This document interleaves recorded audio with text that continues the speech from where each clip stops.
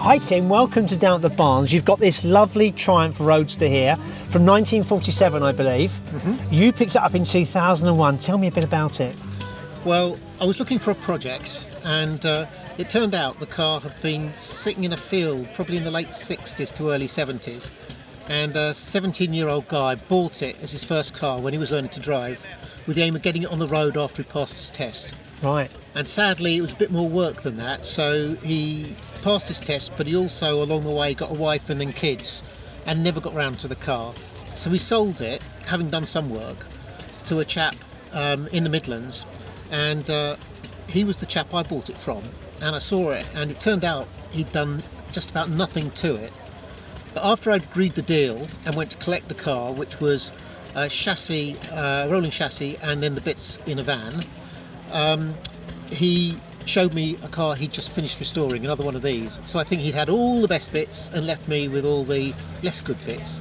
Anyway, so then I started restoring it. I was working full time at the time, so it took me about 10 years. But I did everything myself. I did the mechanics, the paintwork, the interior. I even made the hood myself, which was quite an ask. Wow. But it got on the road, and I've been driving it ever since. Yeah, and it's rather special. We've got in the back, the seats in the back, which is great, isn't it? Yes, it's their dicky seats. It's really a pre-war feature. Yeah. But they sold the car as a 5-seater car, so 3 across the front on a bench seat and 2 in the back.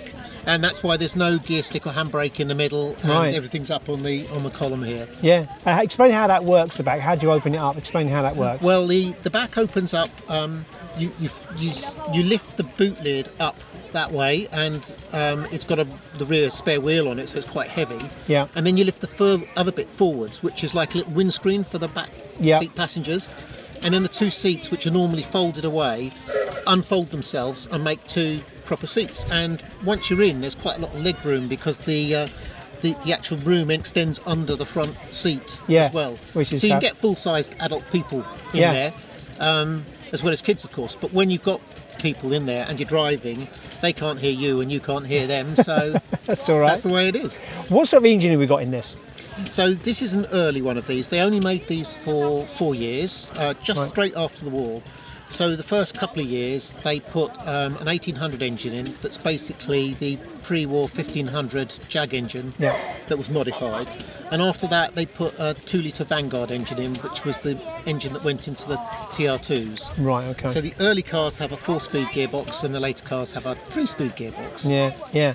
This woodwork in this is amazing. You were telling me earlier about that. That was a bit of a pain, wasn't it, restoring it? The woodwork you can see is actually it's very nice, as you can see. It just needed rubbing back and recoating, and that was fine. But the actual whole car, made just after the war, they had trouble getting steel. So the car is basically a wooden frame coated in an aluminium alloy left over from the aircraft industry. Right, okay. And the problem is that the wood tends to rot or get woodworm, and so it gets very soft. Yeah. And so to restore it, you have to take the aluminium off, which is soft and malleable. And so then you have to take the aluminium off, restore the wood, which is quite an art in itself, and then put the aluminium back on. So there's quite a lot of work involved. So there is a lot of work involved in that. So what is it about this car that attracted you? What was the actual thing about this car that actually grabbed you? What was it? Well, to be honest, it was the fact that it was a mess, and I was looking for a project. That was it? That was it. It wasn't I was looking for this particular type car, of no. Okay. And to be honest, there aren't that many of these around. So it's a rare car, isn't it? Yeah, they made about 4,500 total, and of course a lot of those went abroad, and a lot of them disappeared. So in the club there's about 500 members, of which nearly half are overseas. Right, okay. And there'll be a few more that aren't in the club, but of course of those, only a fraction will be roadworthy. So it's not a car you see very often. No, and does she go okay? She goes fine. She's not a sports car. No. She's more of a Grand Tourer. Yes, yeah. But she goes fine, and we use her a lot. It's lovely having this lovely big long bonnet on the front, isn't it? Yes, you get a great view down the bonnet of the road, So it's very nice.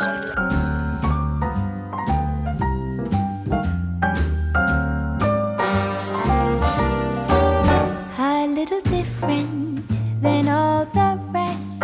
I'm quite old-fashioned, where I had sometimes played chess. And when I'm out, I'm looking for that vintage flame.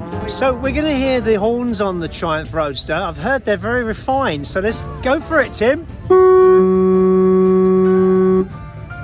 So we're very lucky. We're going to be going out in the car. We're starting up. Tim's starting it up, and it's just started to rain. Isn't that just typical? But we're going to give it a go. We're going to pull out and see what happens. Here we go. We've got Lynn in the back. How you like in the back there? How are you feeling? Is it get nice? Yeah. Shaking about a bit. Sounds very nice. Let's have a little shower. Be fine. Just go round a bit. Yeah.